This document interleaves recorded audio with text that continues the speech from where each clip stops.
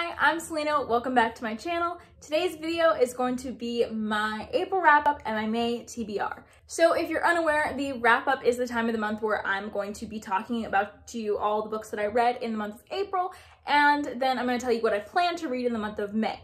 So first, starting off with just some stats, I read 11 things this month. Not all of them are full-size novels. I actually read 2 short stories, 1 poem, 3 novellas, and 5 full-length novels. As far as ratings go, I had 3 3-stars, 5 4 or 4.5 stars, and 2 5 stars, and there was 1 thing I left unrated. As far as genres, I read 6 fantasy books, 4 horror things, and 1 sci-fi. As far as age ranges go for the novels and novellas, I read 5 adult books, 3 YA books, and then 1 that was kind of in the middle grade YA in-between age. So I don't really know what to call it. If you haven't seen how I do wrap-ups before, I start with the books I liked the least, to go to the books I like the most. You can skip around if you want to just go to my 4 or 5 stars with the timestamps. And before we get into rated things, I'm going to talk about the thing I left unrated really quickly.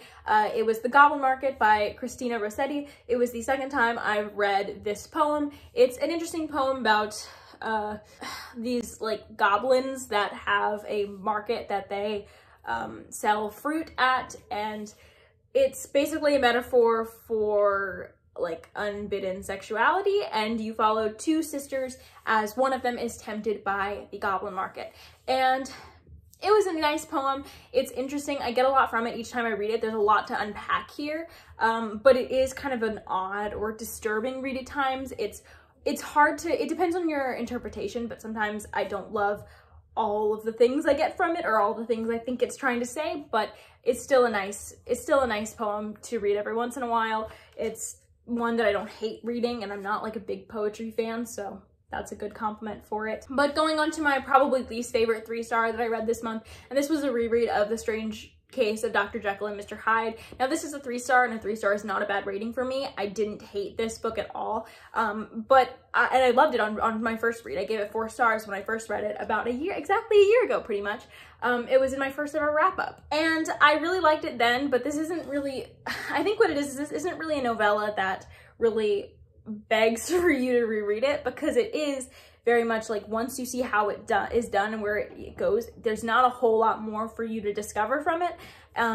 There's definitely things you can read into. It's a classic, it's got a lot of meaning to it, but it also isn't a story that you get a lot more from on the reread. At least I didn't, and so I just gave it 3 stars this time. It was a 4-star read when I first read it. It's a 3-star now, and I think part of that's also just due to my taste changing. I don't know, it was good. It's not one of my favorite gothic horror books that I've read.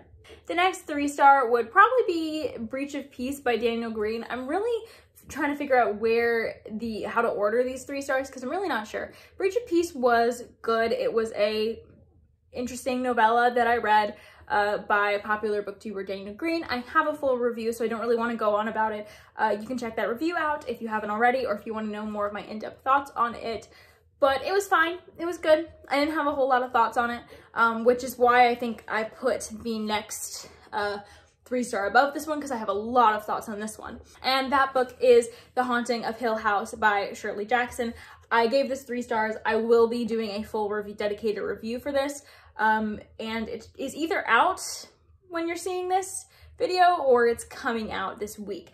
I'm not really sure, but either way, if it's out, I'll link it. If it's not, you can find it soon. But yeah, this book was just not really what I was expecting from a horror book about a haunted house that is so highly acclaimed by horror authors as being like one of the scariest things ever, because it wasn't really that scary. This is much more of a literary horror about character work and disturbing mindsets and psychology more than it is a disturbing house. Like, the house is scary because of what it can do to your mind and what your mind does for it, kind of.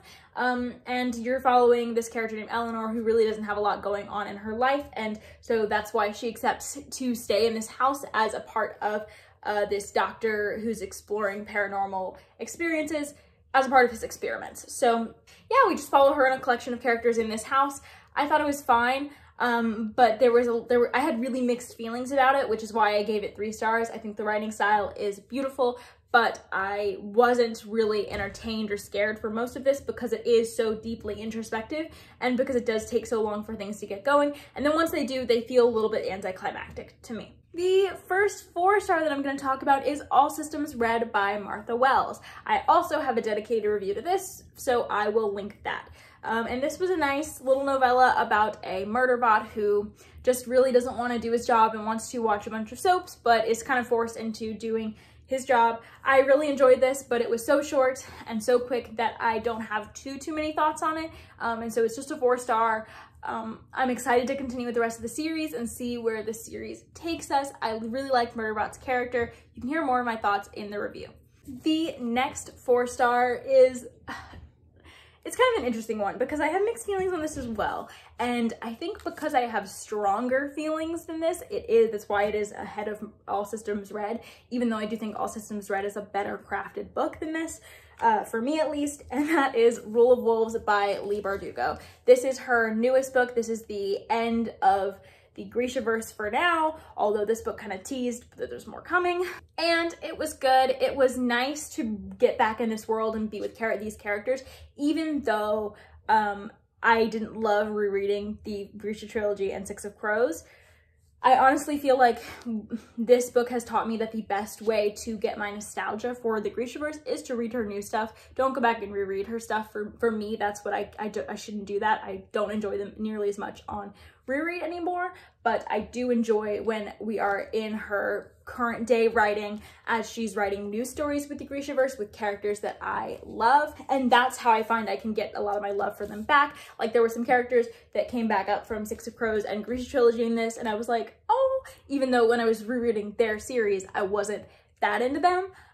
So I'm finding that this is a really good vehicle for nostalgia, and it was really nice to see some of the characters that I loved get a lot of page time in this. In a lot of ways, this was the political book that I wanted from King of Scars. King of Scars focused a lot more on the magic and the spiritual side of things, and this problem that Nikolai is having with his monster. I don't want to go into too many more details, and we do deal a little bit with that stuff in this book, but really we are dealing with the political situation that is in that has been in the works in King of Scars. It's really come to a head in this book, and so we have a lot more politics in this and a lot more war and preparing for war and trying to figure out how to end the diplomatic problems between Ravka and its enemies. And I really enjoyed those plots a lot more than I did any of the plots from the last book.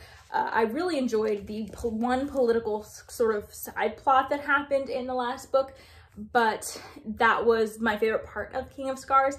But that is kind of what we are doing for most of this book, or something like that, like political maneuvering and militaristic maneuvering. And so I really enjoyed that. This is a thick book for a Grishaverse like YA book, and I think that's because Leigh Bardugo just had so many threads to tie up.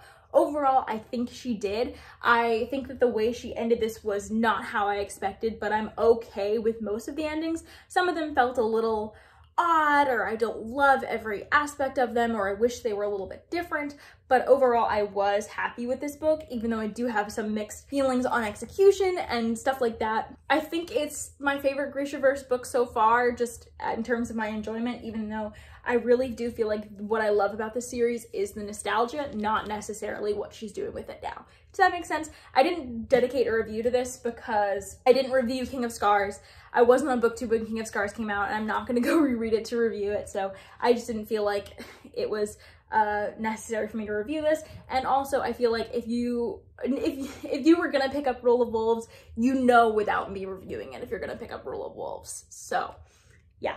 I just wanted to say here that I read it and tell you some of my thoughts on it for anyone who's curious. Also, we've been talking a lot about this book on my Discord, so plug that if you want to talk more in depth with me about books. Check out my Discord. The next 4-star is actually 4.5 star, and I'm actually going to review this book, so I'm not going to go on about it too long. I've either already reviewed it or I'm going to, and that is A Wizard's Guide to Defensive Baking. This is one of my friend's favorite books, Udi. He loved this book. He read it this year and loved it, and I enjoyed it a lot. I gave it 4.5 stars. There was definitely some things lacking in pacing here for this one, but I did enjoy the experience of reading it overall. I thought it was really sweet, really cute. It was really interesting to see this wizard who only can work with bread try and deal with this political situation, which is really the plot of this. She gets involved in this political situation that she is not equipped to deal with, but she kind of has to figure out how to be equipped to deal with it. And I really enjoyed that. It subverts a lot of YA middle grade tropes. It has a lot of themes of trauma and what happens when people are forced to be heroes. What does that do to their psyche? I really enjoyed all of that. And so I think that this was a really nice, cute read. I will link my review if you want to know more. The next 4.5 star is only higher than A Wizard's Guide to Defensive Baking, not necessarily because I enjoyed it more, but because I think that the pacing and just plotting of this book was a lot tighter, and I do look for that in books when I enjoy them.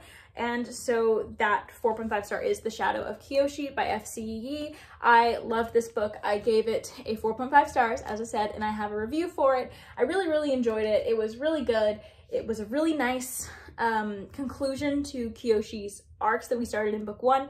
This is an Avatar-verse book, by the way, an Avatar universe book, by the way, and we follow the Avatar Kyoshi on her journey. This is really her first big challenge as the Avatar in this book, and I really enjoyed it. I enjoyed it more than the first book. The first book I gave 4 stars. It was pretty good, but it felt a lot like a prelude to this, and this book did not disappoint. It was very good. It's not a perfect book, so it's not 5 stars, but I did enjoy it a lot. And I will link my review if you want to know more of what I did enjoy, what I thought could have been changed. The highest 4-star range thing I have to talk about is actually a 4.75 stars. I've recently started doing a more specific rating system with like 0.25 and 0.75 stars, but I don't really talk about them publicly. But for this one I want to, because it's just such a 4.75 stars. And that is A Dead Djinn in Cairo. This is a short story by P. Jelly Clark. This is about a supernatural investigator named Fatma in a alternate Cairo where there are supernatural creatures sort of running about, like clockwork angels and ghouls and djinn. And basically this investigator finds a dead djinn whose body is weird. This death is weird. And I don't want to say much more because it is such a short story. It is a short story, not a novelette or a novella or anything, but I highly recommend this. The 3rd book in the series, which is actually a full-size novel, is coming out in May. This was so good. I will link my review if you want a little bit more information about it because it was just so good. Then we are on to my 5 stars. Now we'll talk about the reread first. The first 5-star I had was another short story, and that is The Yellow Wallpaper by Charlotte Perkins Gilman. This is my favorite short story, like one of my favorite short stories ever, and I don't want to say too much about it, but it's basically about this woman who finds herself in a lot of mental distress. She's feeling very mentally ill, and she is put on the rest cure. This is a classic. It takes place in the 1800s, and the rest cure was basically where you were not to move, you were not to occupy your body or mind in any strenuous capacity. So you couldn't write, couldn't read, you could only take occasional walks, but you weren't supposed to do any like cleaning or working or cooking or anything like that. It was primarily given to women, but sometimes also men who were in distress, but men usually got something else and that was more like active, and women got this like rest cure. And so we follow a woman who is put on the rest cure, and it does not make her better. In fact, it makes her worse. This story was inspired by the author's real life experience with the rest cure and what it made her feel like and how she felt it made her worse. And this is a horror story that just is so good because it's dealing with this woman's psyche, and as she is just spiraling deeper into her own pain. I love this short story so much. I highly recommend it if you haven't read The Yellow Wallpaper yet. Finally, my favorite book of the month and my final 5-star is Into the Labyrinth by John Bierce. So I'm pretty sure, yeah, I have a review up for this, so I will link that as well. I don't want to go too on about it, but I really enjoyed this. This was an amazing sort of YA wizard school story that was so heartwarming, did so much in so little pages, had an amazing main character who I loved. It was so whimsical, but also managed to have this like really hard magic system that was so cool to learn about. I loved this. It has a lot of commentary about students with certain special needs or disabilities that really make it harder for them to learn in the traditional way, but it puts it in a wizard setting and puts the things that they have trouble doing with magic for various reasons. And we just follow some kids as they're trying to learn to use their magic as the best to their ability, but their traditional teaching methods don't work for them, and so they're taken as apprentice to this other guy who has some unconventional ways that he thinks could really help them. It's such a sweet story with such good like action and twists, and I'm just so excited to continue with this series because I feel like it's setting up for a lot. This is definitely more of a slice of life story for most of it, but it does have an interesting plot that really culminates in the end. It really is that sort of style where you go through a school year, then there's an end of year thing that goes down. I really enjoyed this book and I highly recommend it. I give it 5 stars.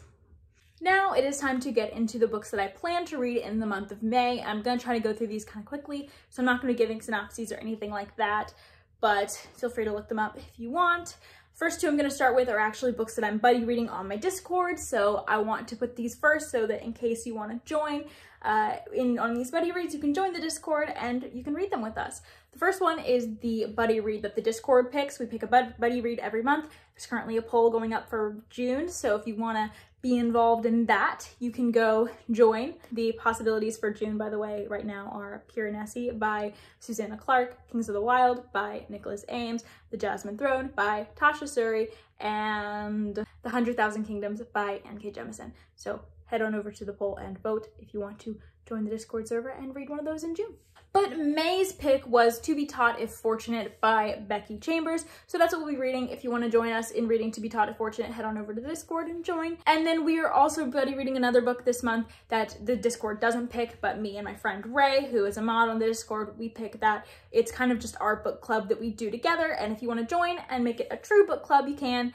And the book that we picked for May is The Never Tilting World by Rin Chupeco. So if either of those sound good to you, go ahead and join the Discord and we will read them with you. Getting into the rest of the books on the TBR, there's a couple that I'm in the middle of right now that I will just say really quickly. The first one is the one that I need to read for class this week, and that is Northanger Abbey by Jane Austen. This is actually my last ever school book that is like a English book because I'm graduating, and I didn't even realize that because this is Jane Austen, and it's kind of full circle because the class that made me want to be an English major in my second year was a Jane Austen class, and we didn't read this book, but we're reading it now in another class. I didn't even realize that. That's so sweet. Anyways, I need to read this book for class, and I'm very excited about it because it's the final Jane Austen book that I have not read, and I think I'm gonna love it because it's Jane Austen. How could I not?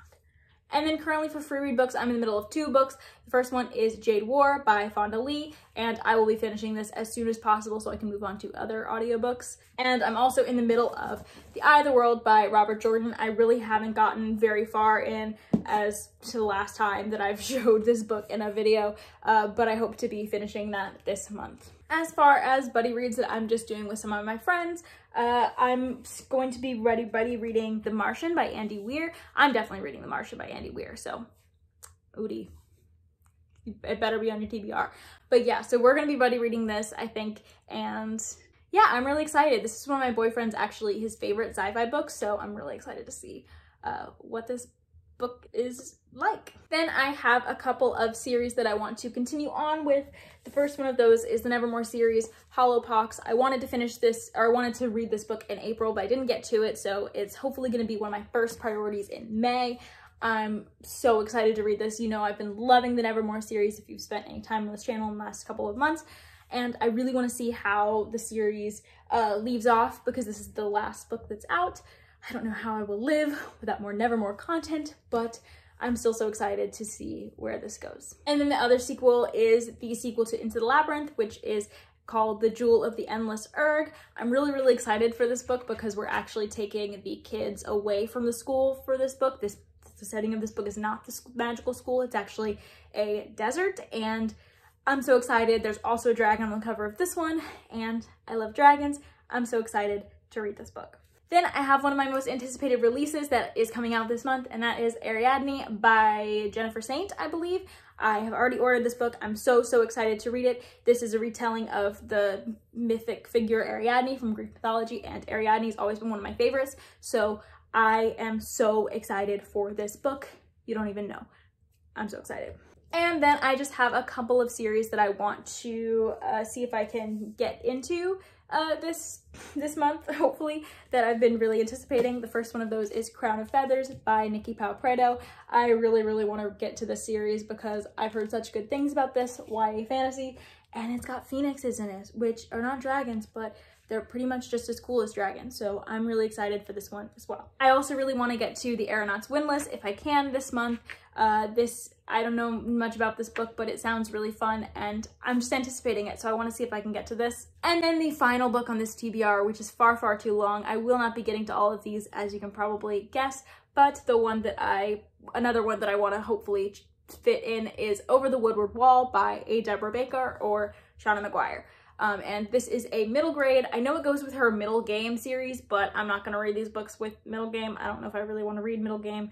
Maybe these books will convince me otherwise, but they're basically fairy tales that I think are told in that book, or like stories that are referenced in that book. And it's just middle grade and has a beautiful cover. I'm really getting into middle grade recently. I like the way Shauna McGuire does like portal fantasy, like going from one world to another. And as I understand it, that's what this is. So I'm really excited to get into this and see what I think of it. Thank you for watching this video, and I will see you next time on my channel. Let me know what your favorite book you read this month was, and I will see you next time. Bye!